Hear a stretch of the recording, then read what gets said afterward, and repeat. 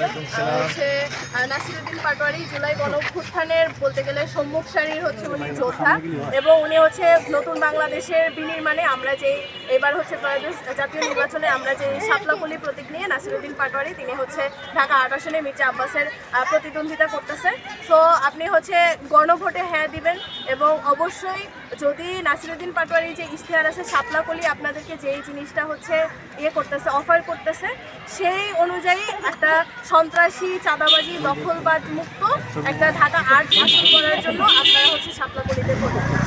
অবশ্যই ইনশাল্লাহ আমরাও চাই এবার এবং একটা যুবক মানে 50 বছরের নোংরা রাজনীতি যুবকদের রাজনীতি ইয়ংয়ের রাজনীতি আমরা ইয়ং একটা লোক পাইছি আমরা তারাই সবাই পড়তে ইনশাল্লাহ এবং দাঁড়িপাল্লা মার্কা এবং শাপলাকলি মার্কা যেখানে যা আছে শাপলাকলি আর শাপলাকলি দাঁড়িপাল্লা আছে সেখানে আমরা দাঁড়িপাল্লা ইনশাল্লাহ মানে 11 দলের জোটের যেখানে যে প্রার্থী আছে আমরা সেখানে ভোট দিয়ে সেখানে বিজয় করবো ইনশাল্লাহ। এবার 12 তারিখ আমরা